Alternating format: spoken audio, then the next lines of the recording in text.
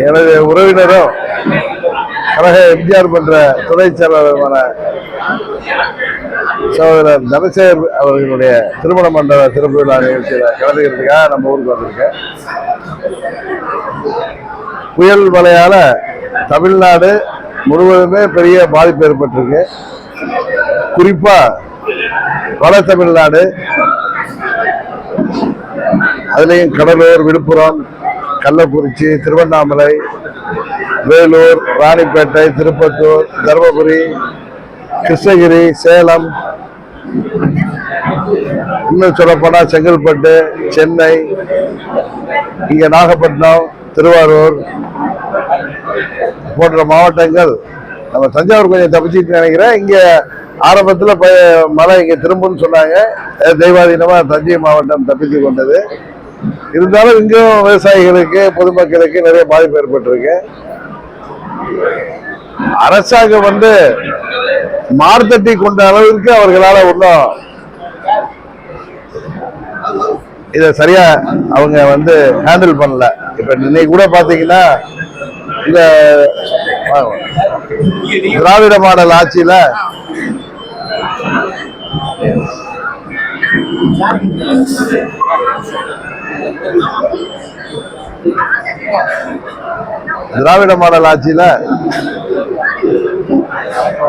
அந்த சாத்தனூர் டேம கவனக்குறைவா அவங்க நீரை திறந்து விட்ட காரணத்தினாலதான் தென்பெண்ணை ஆற்றுல இவ்வளவு பாதிப்பு. விழுப்புரத்துல இருவேல்பட்டு, அரசூர் பக்கத்துல பாலெல்லாம் அடிச்சுட்டு போயிருக்கு. கடலூர் வரைக்கும் பாதிப்பு. நிறைய கிராமங்கள்ல இன்னுமே தண்ணி நின்று மக்களுடைய அன்றாட வாழ்க்கை பாதிக்கப்பட்டிருக்கு.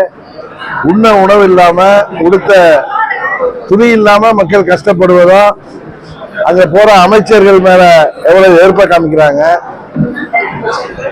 முதலமைச்சரே ரோட்ல அப்படியே போயிட்டாருங்கிற குற்றச்சாட்டுலாம் அங்க இருக்கு. நான் ஏதோ எதிர்கட்சிங்கிறதுக்காக இதை சொல்லல. இது போல பேரிடர், பெருவெள்ளம், பெருமழை நேரத்துல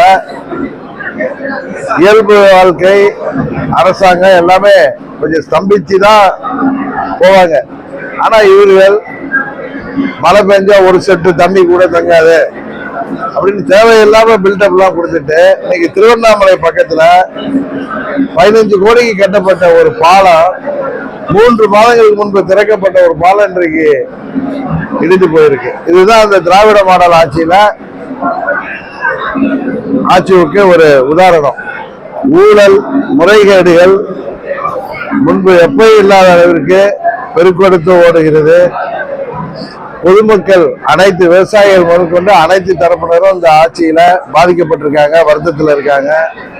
பெண்களுக்கு பாதுகாப்பு இல்லை, இளைஞர்கள், மாணவர்கள் என அனைத்து தரப்பினருமே இன்றைக்கு கஞ்சா போன்ற போதைப் பொருட்கள் குறிவைத்து அவர்கள் மீது விற்பனை செய்யப்படுகிறது. இன்னும் சொல்ல போனா கூலிப்படைகள் அதிகரித்து வருது. கட்டண உயர்வுகள், வரி உயர்வு என இந்த ஆட்சியில 3.5 ஆண்டு கால ஆட்சியில இது இப்ராஹிம் லோடியார ஆட்சியையும் நம்ம கேள்விப்பட்டிருக்கோம். முகலாய பேரரசு இருந்த காலத்துல நாம் எப்படி இந்தியர்கள் பாதிக்கப்பட்டாங்க, ஆங்கிலேயர்கள் காலத்துல எப்படி இந்திய மக்கள் பாதிக்கப்பட்டார்கள், எவ்வளவு கொடுங்கோல் ஆட்சி இருந்துச்சோ அது போல தமிழ்நாட்டில் இன்னைக்கு திராவிட மாடல்ங்கிற பேர்ல ஒரு தவறான ஆட்சி, மக்கள் விரோத ஆட்சி நடைபெற்று கொண்டிருக்கிறது. 26 தேர்தலில் தமிழ்நாட்டு மக்கள் உறுதியாக இதற்கு நல்ல முடிவெடுப்பார்கள் என்ற நம்பிக்கை எல்லோருக்கும் இருக்கு.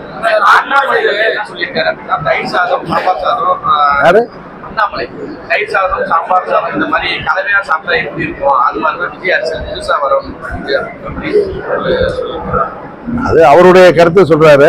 என்னை பொறுத்தவரை ஒரு ஜனநாயக நாட்டுல யாருக்கும் கட்சி ஆரம்பிக்கிறதுக்கு, தேர்தலில் பங்கேற்பதற்கெல்லாம் உரிமை இருக்கு. இத மக்கள் தான் இதற்கெல்லாம் தீர்ப்பு வழங்குகிற எஜமானர்கள். அவர்களுடைய மதிப்பீடு என்னங்கிறது வர்ற தேர்தலில் தெரியும். அதனால அதை பத்தி நான் கருத்து சொல்வது நன்றாக இருக்காதுன்னு நினைக்கிறேன்.